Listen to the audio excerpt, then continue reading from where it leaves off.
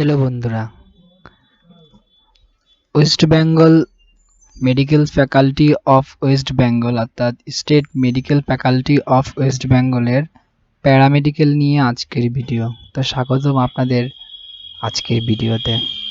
তো আমরা গুগলে সার্চ করার পরেই state medical faculty of West Bengal online admission click করার পরেই চলে আসবে ইম্পর্টেন্ট ডেট।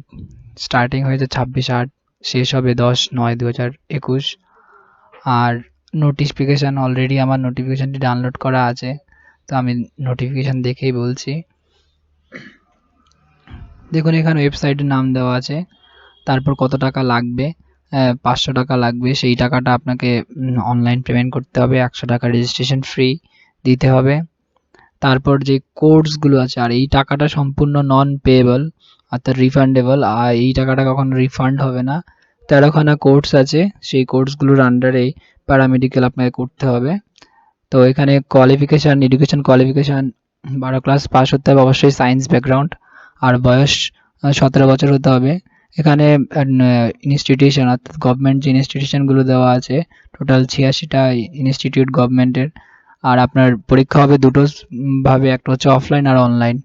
তো চলুন আজকের ভিডিওটি সম্পূর্ণ দেখার অনুরোধ রইল, কারণ এরপরে আপনাকে আরও ডিটেলসে আমরা বলবো।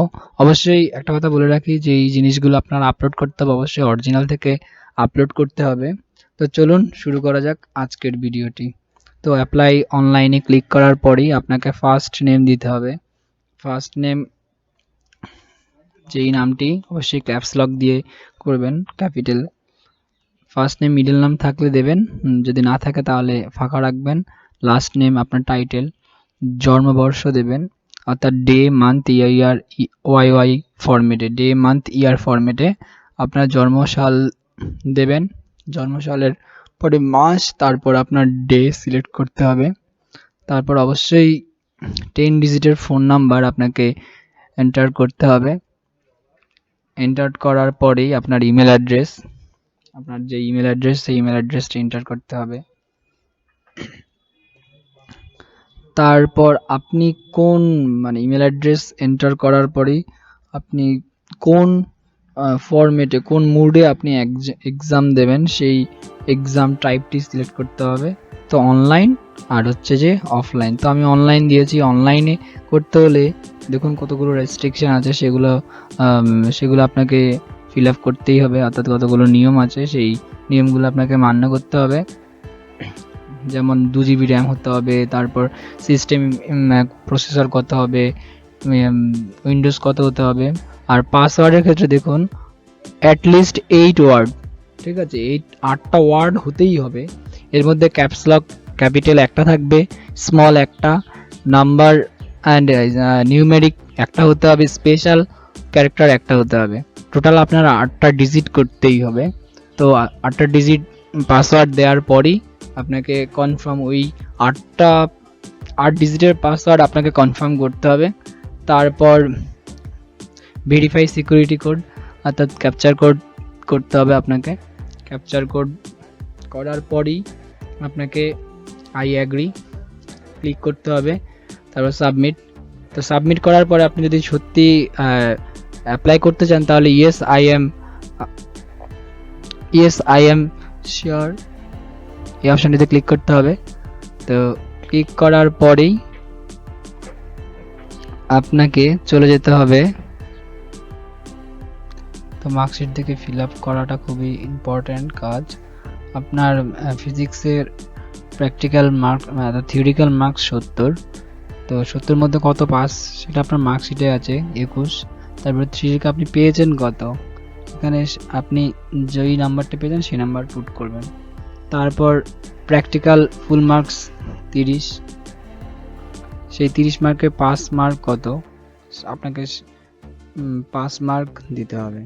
সেক্ষেত্রে নয়, আপনি কত পেয়েছেন প্র্যাকটিক্যাল মার্কসে সেটা আপনাকে দিতে হবে। তো 30-এ যেই মার্কস পেয়ে যাবেন সেটা আবার রিএন্টার করতে হবে। তো আপনি যা প্রথমে ফিল আপ করেছেন সেগুলো ফিল আপ করে দেবেন। সেইগুলো ফিল আপ করার পরেই কেমিস্ট্রিতে ঠিক ফুল মার্কস 70, 70-তে পাস মার্কস 21। তারপর আপনি পেয়েছেন কত সেই মার্কসটি বসাতে হবে। তারপর প্র্যাকটিক্যালে 30 পাসিং মার্ক অফ 10 মার্ক যেটা পেয়েছেন আপনি। তারপর কেমিস্ট্রি যা পেয়েছেন তা আবার ইন্টার করতে হবে নতুন করে।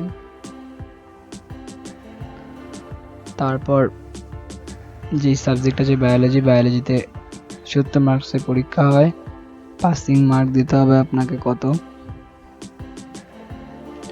পাসিং মার্ক দেওয়ার পরই আপনাকে ফিল আপ করতে হবে যে আপনি কত পেয়েছেন, সেই মার্কসটি ফিল আপ করতে হবে। তো ফিল আপ করার পর প্র্যাকটিক্যাল মার্কস আপনাকে ফিল আপ করতে হবে। প্র্যাকটিক্যাল মার্কসে কত পেয়েছেন সেগুলো ফিল আপ করার পরে এবার বায়োলজি মার্কসগুলো আপনাকে রিটাইপ করতে হবে, অর্থাৎ পুনরায় টাইপ করে দিতে হবে। করার পরেই এগুলো খুব সাবধানেই করতে হবে। তারপর আপনার অ্যাড্রেস,